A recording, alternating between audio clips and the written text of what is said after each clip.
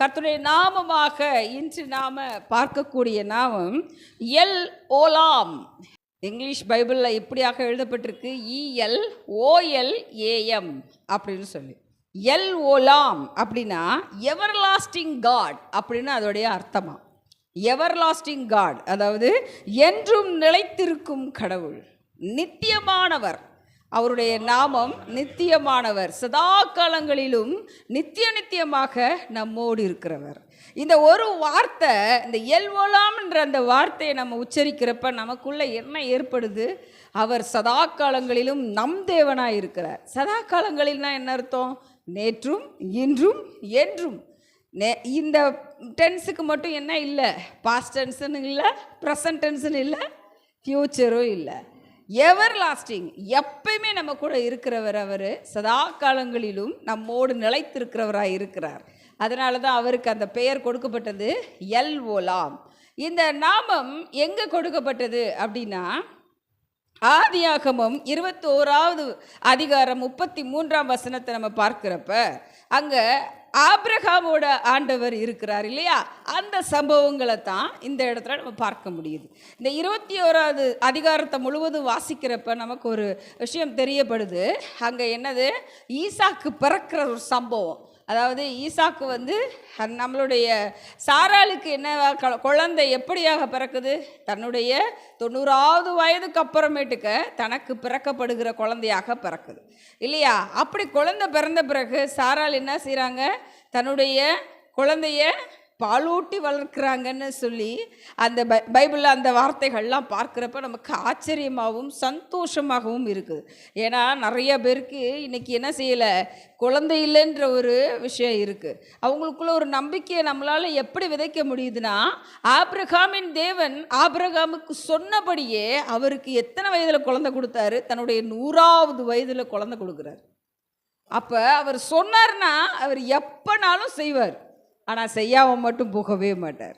அவருடைய நேரத்தில் அவர் செய்வார் அப்படின்றத தான் அந்த வார்த்தை நமக்கு சொல்லுது. சரிங்களா? அப்போ ஆதியாகமத்தில் அந்த 21வது அதிகாரத்தில் 2வதாக நம்ம ஒரு சின்ன பிரச்சனையை பார்க்குறோம்.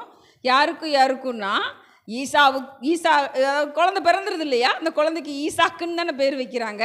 அந்த ஈசாக்குக்கும் அந்த இஸ்மவேலுக்கும், அதாவது முன்ன ஆகாருக்கு பிறந்த அந்த குழந்தைக்கும் அடுத்து சாராளுக்கு பிறந்த அந்த இஸ்மவேலுக்கும் ஈசாக்குக்கும் என்ன நடக்குது?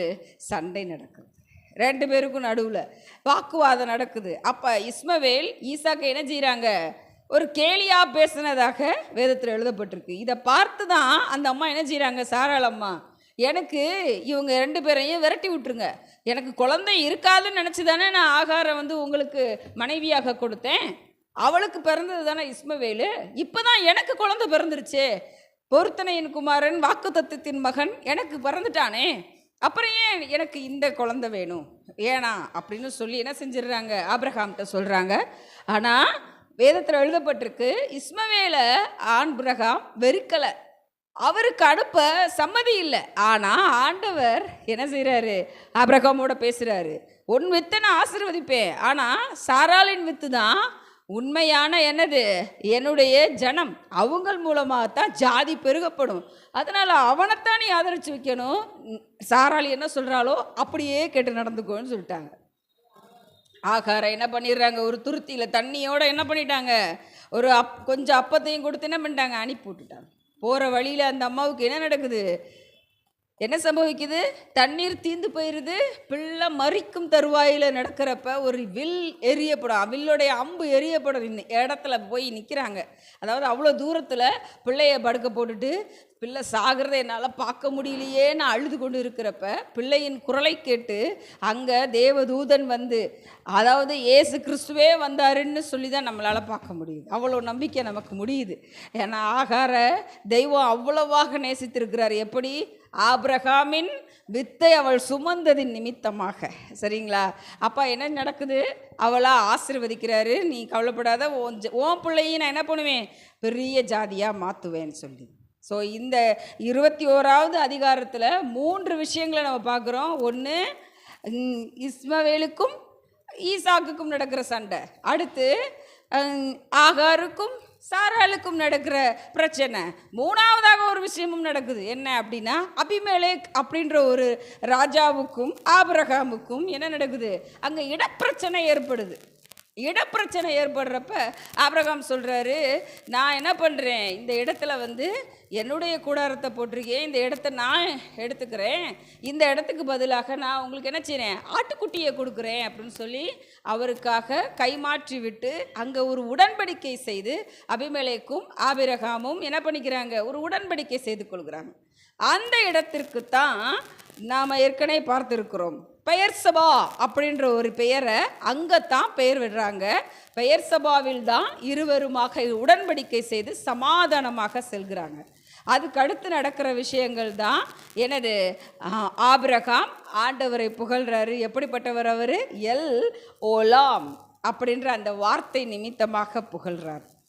அப்போ இதில் இருந்து நாம் தெரிந்து கொள்ள வேண்டியது, எப்போ அவர் எல் ஓலாமாக நம்மிடத்தில் இருக்கிறாரு, பிரச்சனைகளுக்கு மத்தியில், அத்தனை பிரச்சனைகளுக்கு மத்தியிலையும் ஆண்டவர் எல் ஓலாமாக நித்திய நித்தியமாக எவர் லாஸ்டிங்காக இருக்கக்கூடிய தெய்வமாக யார் கூட இருக்கிறாரு, ஆபிரகாம் கூட இருக்கிறார்.